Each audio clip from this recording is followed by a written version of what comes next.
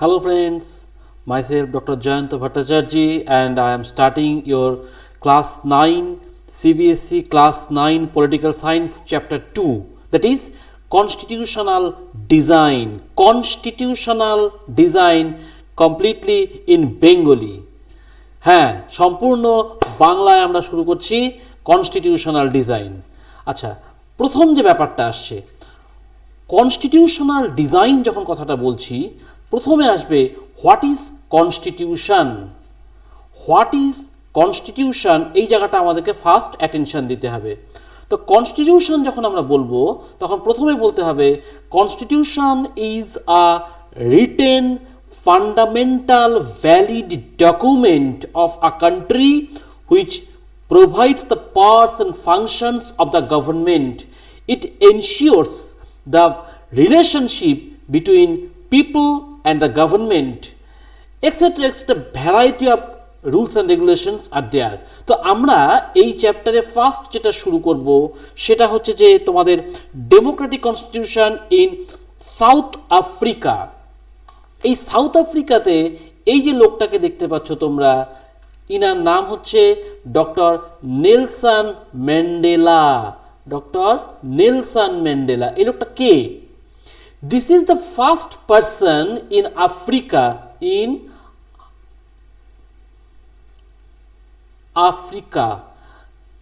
এই আফ্রিকাতে এই লোকটা প্রথম মুভমেন্ট শুরু করলো কিসের?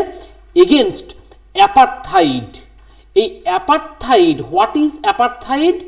অ্যাপারথাইড is a policy of racial segregation, অর্থাৎ সেইখানকার যে লোকগুলো আছে সেই লোকগুলোকে তাদের socio economic political all rides থেকে তাদেরকে ডিপ্রাইভ করে রাখে। সেই রাইটসটাকে যাতে রেস্টোর করা যায়, সেই কারণে কিন্তু doctor Nelson Mandela first movement শুরু করেন এবং আফ্রিকান ন্যাশনাল কংগ্রেস পার্টি তিনি ইন্ট্রোডিউস করলেন। কি করলেন?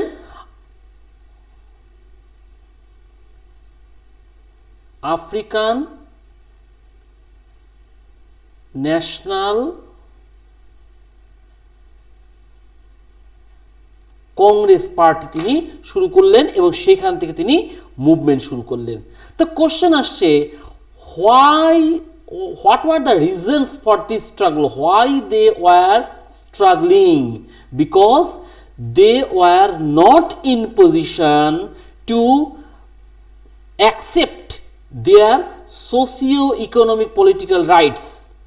তোমরা খুব ভালো করেই জানো, ইন্ডিয়াতে যখন আমাদের কলোনিয়াল রুলার্স ছিল, তখন কিন্তু আমাদের কোনো সে ছিল না। Whatever they were thinking for ourselves, that was our policy. In the same thing happen with Africa, south Africa.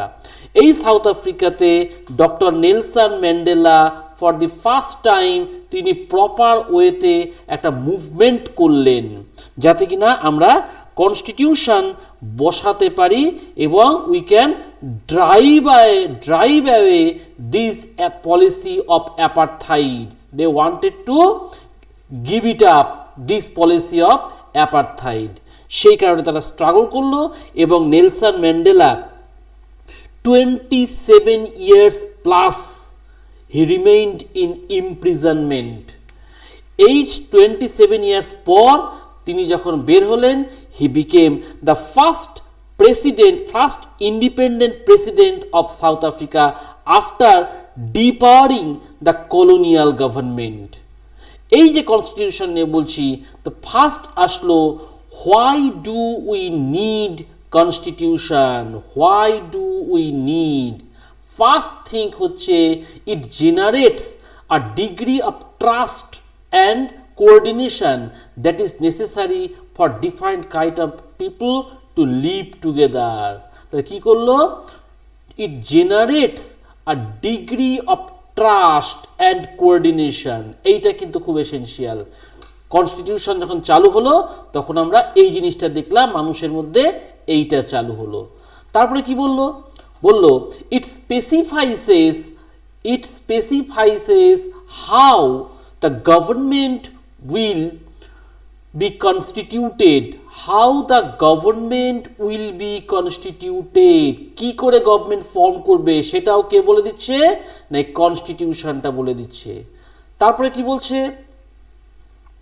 না এখানে বললো it lays down the limits on the power of the government, গভর্নমেন্টের পাওয়ারটাকে limit করে দেওয়া হচ্ছে and tells us what the rights of the citizens are, সেখানে পরিষ্কার বলে দেওয়া হলো যে তুমি গভর্নমেন্ট ফর্ম করলে ঠিক আছে কিন্তু তুমি যা খুশি তাই করবে তা কিন্তু হবে না, তোমাকে যেটা বলা হবে কনস্টিটিউশন যেটা বলে দেবে you have to do in that way, এর বাইরে তুমি যেতে পারবে না।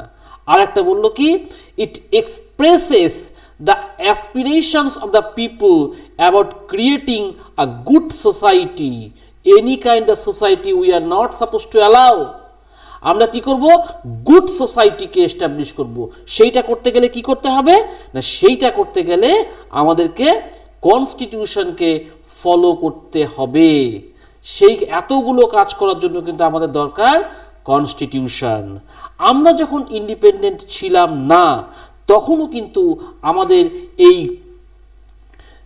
কি বলে ব্রিটিশ গভর্নমেন্টের সঙ্গে আমাদের কিন্তু ফাইট করতে হয়েছে, তো সেই কারণে কিন্তু আমরা প্রচুর স্ট্রাগল করতে করতে আজকে এই জায়গায় এসেছি এবং যখন ইন্ডিপেন্ডেন্ট হতে যাচ্ছে এবার দেখো এই মেকিং অফ ইন্ডিয়ান কনস্টিটিউশন, এই যে আমরা যে কনস্টিটিউশনটা তৈরি করব এই মেকিং অফ আওয়ার কনস্টিটিউশন এইটা কিভাবে হচ্ছে সেইটা আগে আমাদেরকে দেখতে হবে। দেখো প্রথম যে বিষয়টা এলো সেইটা হচ্ছে যে আমাদের কনস্টিটিউশন মেকিংটা কিভাবে হবে। এখানে তোমাদেরকে একটা গল্প বলি, যখন ওয়ার্ল্ড ওয়ার 2 চলছিল সেই সময় ইংল্যান্ডে কনজারভেটিভ পার্টি আর লেবার পার্টি দুটো ক্ষমতায়, দুটো অরিজিনাল পলিটিক্যাল পার্টি ছিল ঠিকঠাক আর কি। তো এবার কনজারভেটিভ পার্টি ক্ষমতায় ছিল এবং উইনস্টন চার্চিল ছিলেন সেখানকার প্রাইম মিনিস্টার। সেই সময়ও কিন্তু ইংল্যান্ডে অনেক ইন্ডিয়ানসরা থাকতো, তো তখন labour party opponent party labour party তারা বলল যে যদি আমরা আফটার ওয়ার ইলেকশন হয় এবং আমরা যদি জিতি তাহলে ডেফিনেটলি আমরা ইন্ডিয়াকে ইন্ডিপেন্ডেন্স করে দেবো। সেই জন্য Indians those who are residing in England during that time you just come forward and help us. তো ইন্ডিয়ানরা তো সহজেই খুব রাজি হয়ে যাবে। 1945 ওয়ার্ল্ড ওয়ার 2 শেষ হলো, ইংল্যান্ডে ইলেকশন হলো, লেবার পার্টি ক্ষমতায় এলো। আসার পর ক্লিম্যান এটলি, মাইন্ড ইট, ক্লিম্যান এটলি এই একটা লোক এ কিন্তু বলল যে আমি তোমাদেরকে ইন্ডিপেন্ডেন্স দেব। তো কি করে দেব দেখো লোকটার নামটা কি ছিল, ক্লিম্যান এটলি, ক্লিম্যান এটলি লোকটার নাম ছিল।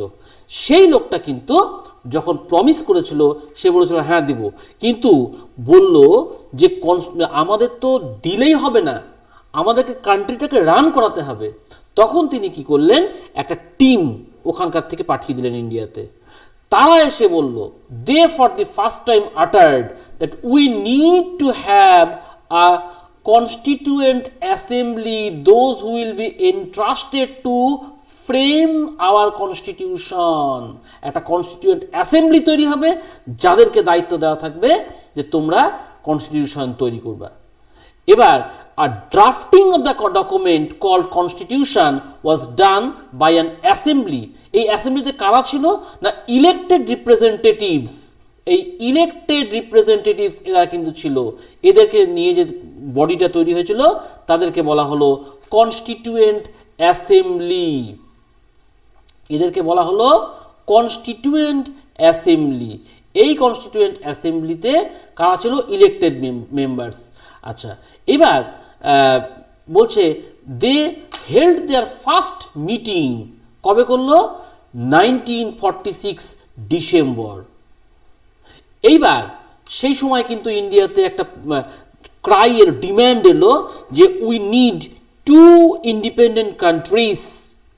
মোহাম্মদ আলী জিন্না সে রেইজ করলো two nation theory, Hindus for Hindustan, Islams for Pakistan, এবং সেই কারণে কান্ট্রি দুটো ভাগে ভাগ হতে যাচ্ছে আমরা দেখে ফেললাম। এবার যখন কনস্টিটিউয়েন্ট অ্যাসেম্বলি অলরেডি ইলেক্টেড, তার থেকে বেশ একটা সংখ্যক পরিমাণ লোক ইসলামিক পিপল তারা বলল আমরা এখান থেকে কুইট করতে চাই। কেন না, আমরা কনস্টিটিউশন তৈরি করব for the shake off Pakistan, not for India. এবার রেস্ট অফ দি পিপল যারা ছিল তারা বললো ওকে, নো প্রবলেম, তোমরা চলে যাও। এবার রিমেইনিং পিপল যারা ছিল তারা ইন্ডিয়ান কনস্টিটিউশন তৈরি করতে শুরু করলো। এবার এই কনস্টিটিউশন তৈরি করতে কিন্তু almost 3 years, 2 years, 11 month and 27 days এটা লেগেছিল কিন্তু আর কি। এই অলমোস্ট 3 years এরা খাটলো, খেটে কি করলো 26 নভেম্বর 1949 এটা রেডি হয়ে গেল। কিন্তু এরা এক্সিকিউট করলো না। কেন এক্সিকিউট করলো না? এর পেছনে কিন্তু একটা গল্প আছে। এই যে 26 জানুয়ারি আমরা রিপাবলিক ডে লাগাচ্ছি, কেন করছি? আমি একটু ব্যাকে চলে যাই। 1929 ডিসেম্বর, সেই সময় লাহোর সেশন হলো ইন্ডিয়ান ন্যাশনাল কংগ্রেসের। সেখানে আমরা একটা রেজলিউশন নেই 1929 ডিসেম্বর, ইন্ডিয়ান ন্যাশনাল কংগ্রেসের সেশন আনডিভাইডেড ইন্ডিয়াতে লাহোরে হচ্ছে। লাহোরে বলা হলো যে 26 জানুয়ারি আমরা ইন্ডিপেন্ডেন্স ডে অবজার্ভ করব। তখন নির্দিষ্ট দিনে ইন্ডিয়ানরা সব লাহোরে রাবি নদীর পাশে গেল, সেখানে ইন্ডিয়ান ফ্ল্যাগ হোস্ট করলো, ট্রাইকালার, জনগণমন হলো, বন্দে মাতরম হলো। কিন্তু ব্রিটিশরা জানতে পেরে সমস্ত তছনছ করে দিল। তখন থেকে ইন্ডিয়ানদের একটা টার্গেট ছিল যে এই 26 January should be our independence day. কিন্তু দেখা গেল যে যখন আমরা এই কাজটার জন্য এগিয়ে যাচ্ছি, অর্থাৎ এই পিরিয়ডটা কিন্তু এখনো আসা বাকি আছে, 26 জানুয়ারি আসা তখনও বাকি আছে। কারণ 26 নভেম্বর 1949 আমরা কিন্তু এটা করে ফেলেছি। তখন আমরা চিন্তা করলাম আমরা ওয়েট করব ফর 2 months, ওয়েট করে আমরা 26 জানুয়ারিতে কনস্টিটিউশনটা ইন্ট্রোডিউস করে দেব এবং বলবো রিপাবলিক ডে। সেই জন্য আমরা এই দিনটাকে বেছে নিলাম। তাহলে কনস্টিটিউশন তৈরি হয়ে গেল কনস্টিটিউশন অ্যাসেম্বলির দ্বারা 26 নভেম্বর 1949। এটা কিন্তু অনেক সময় অবজেক্টিভ আকারে আসে, কিন্তু কেম ইনটু এফেক্ট 26 জানুয়ারি 1950। কারণটা তোমাদেরকে একটু আগে আমি বললাম। এইবার আমরা আসছি why should we accept the constitution made by this assembly. কেন আমরা অ্যাকসেপ্ট করব? হোয়াই শুড উই অ্যাকসেপ্ট, কেন করব? কিছু নিশ্চয় কারণ ছিল। কারণটা কি? ফার্স্ট হচ্ছে আমরা বলবো the reason for accepting the constitution is the constituent assembly represented by the people of India. Mind it, এর আগের যে লগুলো তৈরি হচ্ছিল মেজরিটি কিন্তু ব্রিটিশ পিপলদের ছিল। এইখানে this is for the first time শুধুমাত্র ইন্ডিয়ান পিপলদের দিয়ে কিন্তু কনস্টিটিউয়েন্ট অ্যাসেম্বলিটা তৈরি হলো। তারপরে কি বলছে? The constituent assembly worked in a systematic, open and consensual manner.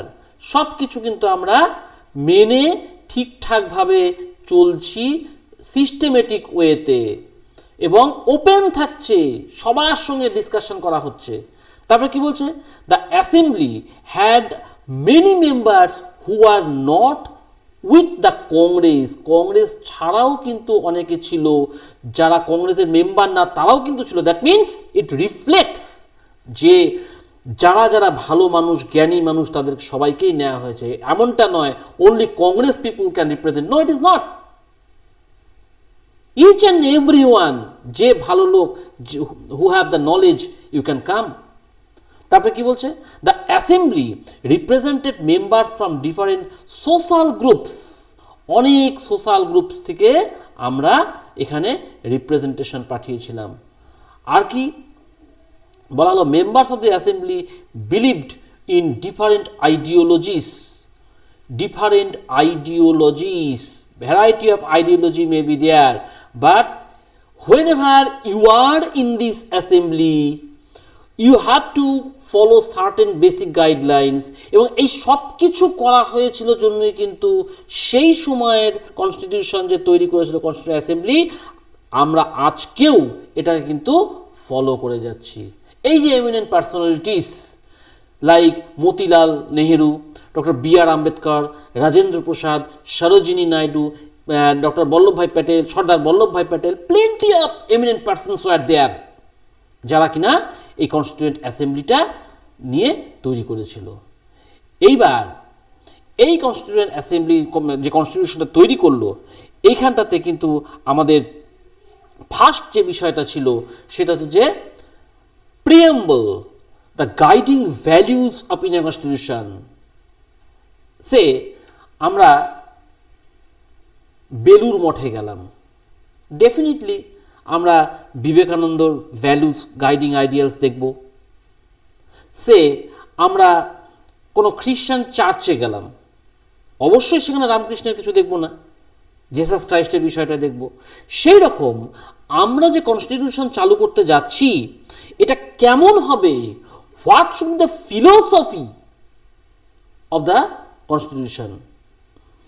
দেখো এই যে ফিলোসফির বিষয়টা যেটা বলা হচ্ছে সেটা হচ্ছে আমাদের ডেমোক্রেটিক কান্ট্রির ফাউন্ডেশনটা কেমন হবে সবটা আমাদের এই প্রিএম্বলের মধ্যে বলে দেওয়া হবে। প্রিএম্বলটা কি?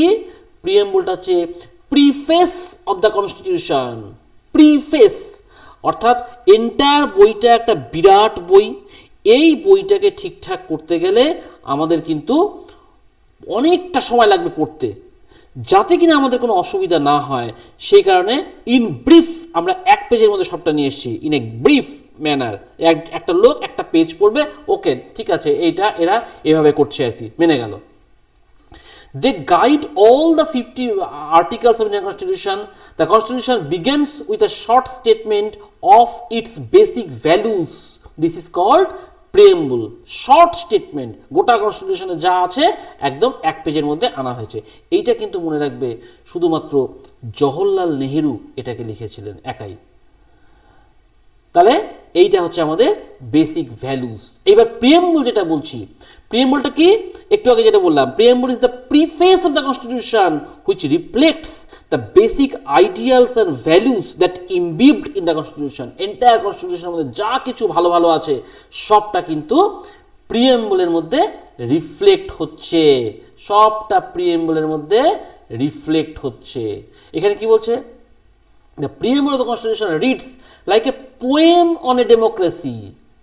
একটা কবিতার মতন সুন্দর, we the people of India having solemnly resolved, এরকম করে শুরু হয়েছে আর কি। It contains the philosophy on which the entire constitution has been built.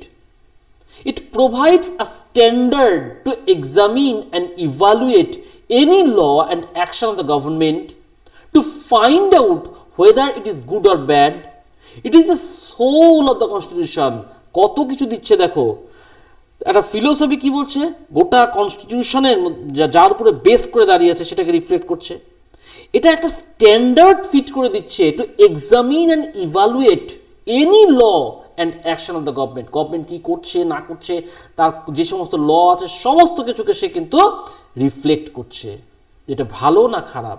সেই কারণে বলা হচ্ছে it is the soul of the constitution. একটা সোল, আত্মা, হার্ট অফ দ্য কনস্টিটিউশন, যা কিছু আছে সবটা এইখানটাতে আমরা পিন করে রাখছি।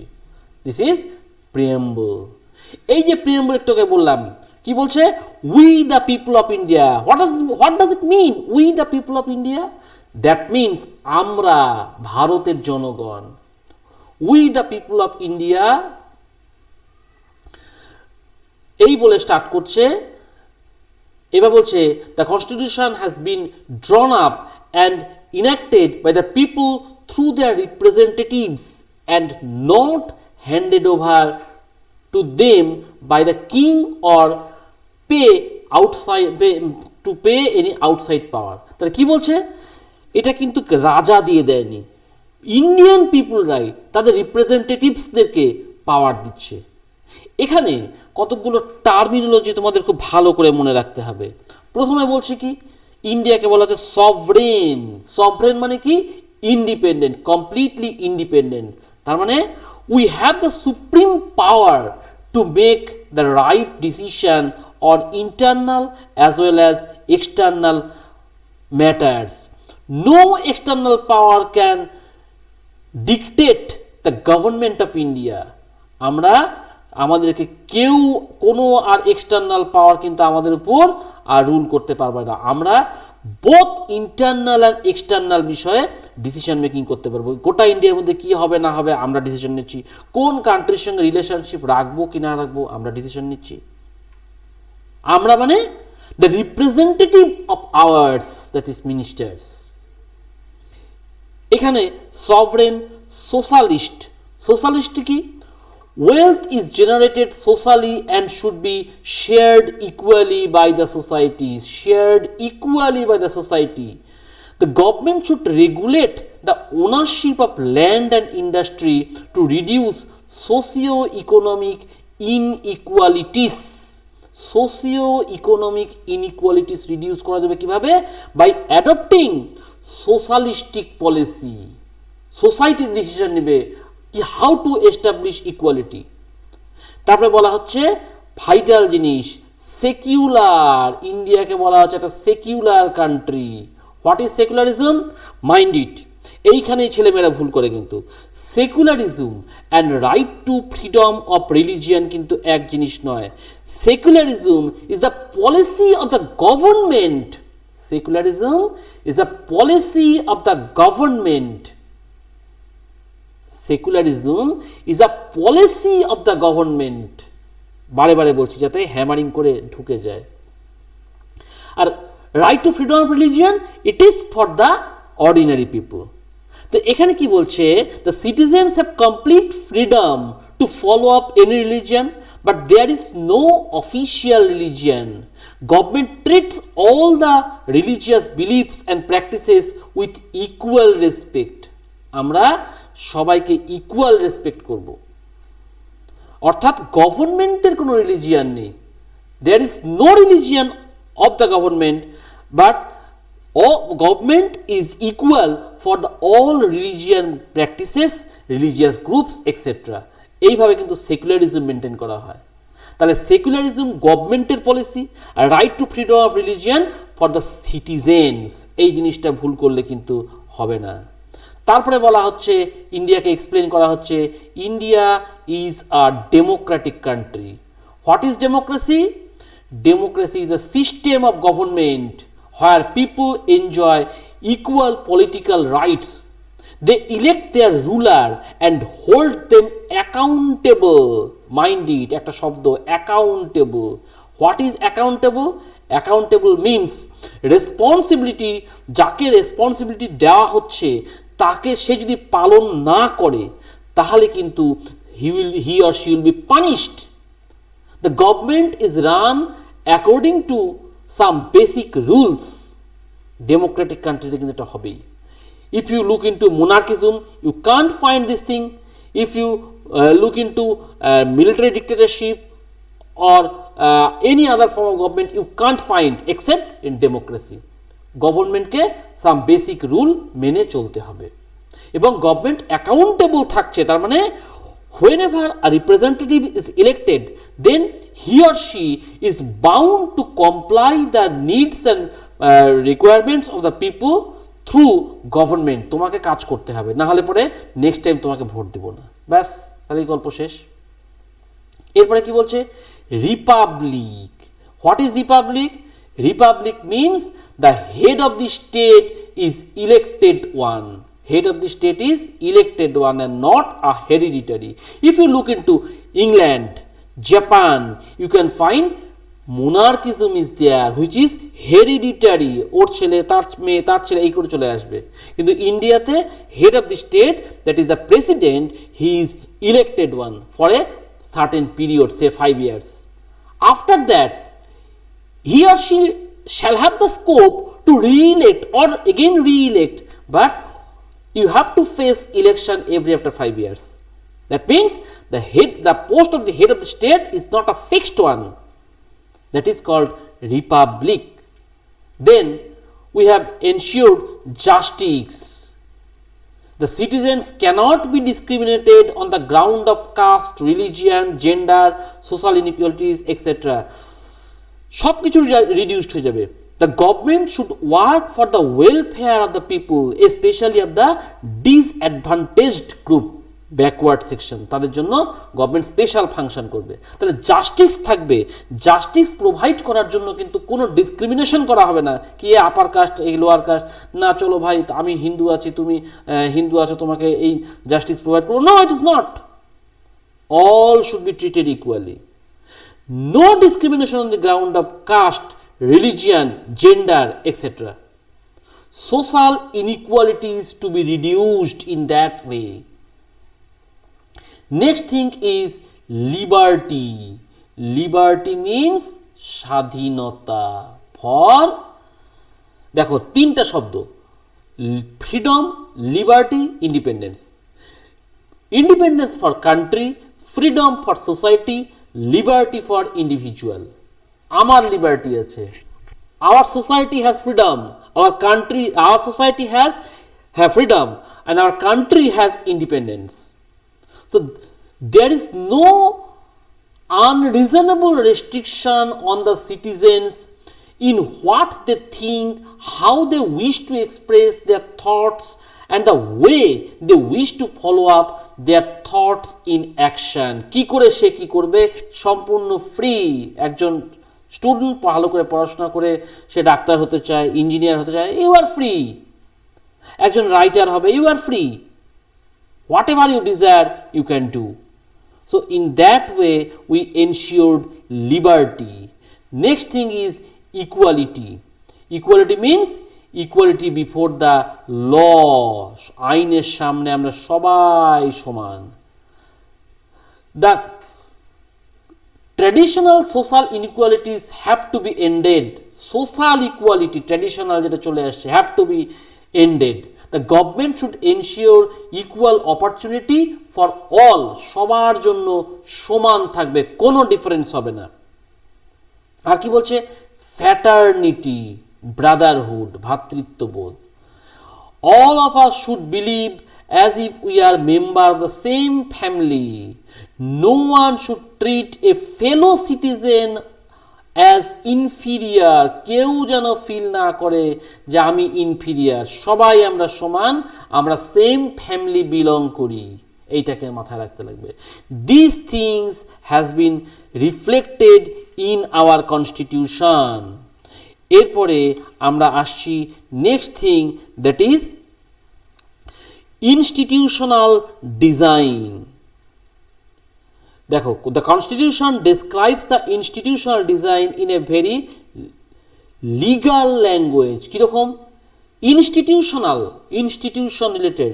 The Indian constitution lays down a procedure for choosing a person to govern the country. যে ভোট হয়, টাইম টু টাইম ভোট হচ্ছে, every after 5 years, or government fall করলে, অর এনি পোস্ট ভ্যাকেন্ট হলে। It defines who will have the power, how much power to take which decision.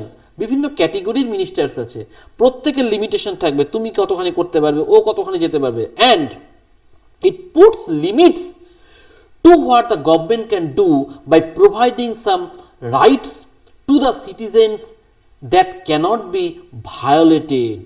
এই যে government form করে দিচ্ছি, তুমি যা খুশি তাই করবা না, you have to be within some limits. This is called institutional design.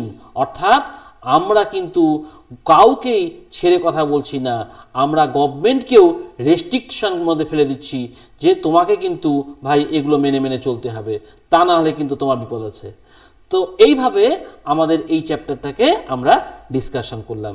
তাহলে দেখো, আমরা যদি প্রথম থেকে আসি তাহলে কি দেখব, প্রথমে আমরা ডিসকাশন করেছিলাম যে সাউথ আফ্রিকার বিষয় নিয়ে, নেলসন ম্যান্ডেলাকে, অ্যাপারথাইড কি, অ্যাপারথাইডটা কি না রেসিয়াল ডিসক্রিমিনেশন যেটা হচ্ছিল সাউথ আফ্রিকাতে আমাদের হোয়াইট পিপুলরা তারা কিনা আমাদের ওখানকার ব্ল্যাক পিপুলকে সোশিও ইকোনমিক পলিটিক্যাল ডিপ্রাইভেশন করেছিল, তার এগেনস্টে ডক্টর নেলসন ম্যান্ডেলা ফাইট করলেন, ফাইট করে তিনি সাউথ আফ্রিকা ইন্ডিপেন্ডেন্ট করলেন and he became the first president of south Africa. তারপরে কি হলো, আমরা দেখলাম যে হোয়াই ডু ইউ নিড আমার কনস্টিটিউশন। তারপরে বললাম আমরা এই যে কনস্টিটিউশন তৈরি হবে, যে মেকিং অফ কনস্টিটিউশন কীভাবে হলো, কনস্টিটিউশন অ্যাসেম্বলি কী কাজ করলো, কনস্টিটিউশন অ্যাসেম্বলির মধ্যে কারা কারা ছিল, তারপরে সেই কনস্টিটিউশনটা আমরা কেন মেনে চলছি এখনো পর্যন্ত। তারপরে আমরা দেখলাম কনস্টিটিউশনের মধ্যে যে প্রিএম্বলটা ছিল, হোয়াট ইজ প্রিএম্বল, সেই প্রিএম্বলটা কেন দেওয়া হয়েছে, কে করেছে। তারপরে প্রিএম্বলের মধ্যে যে শব্দগুলো আমরা পেলাম, sovereign, socialist, secular, Democratic, Republic, একটা একটা করে আমরা কিন্তু ধরলাম। তারপরে কি বললাম, জাস্টিস, ইকুয়ালিটি, ফ্র্যাটার্নিটি, এগুলো ডিসকাশন করলাম। তারপরে আমরা আসলাম ইনস্টিটিউশনাল ডিজাইন, অর্থাৎ যাকে আমরা পাওয়ার দিচ্ছি সেই পাওয়ারটা সে ইউজ করার পর্যায়ে আছে কি না, তাকে কোন কোন গাইডলাইন মেনে চলতে হবে, এইগুলো কিন্তু তাকে ঠিকঠাক করে দেখতে হবে, তা না হলে কিন্তু মুশকিল আছে। এবং যে পাওয়ারে যাচ্ছে he is not absolute one, তাকেও লিমিটেশনের মধ্যে চলতে হবে। This is called institutional design. Clear? তো এই হচ্ছে আমাদের চ্যাপ্টারটা ইন ব্রিফ। তো তোমাদের যদি চ্যাপ্টারটা ভালো লেগে থাকে তোমরা অবশ্যই একটা লাইক দিবে এবং সাবস্ক্রাইব করবে, এবং যা কিছু মনে হলো যে না এটা আমাদের শেয়ার করা দরকার, এটা আর একটু ভালো হলে ভালো হতো, বা এই জায়গাটা ঠিক আছে বা খারাপ হয়েছে, তোমরা আমার কমেন্ট বক্সে কমেন্ট করবে এবং অবশ্যই শেয়ার করবে বন্ধুদের সঙ্গে। এবং আশা করি তোমাদের ক্লাসটি ভালো লেগেছে।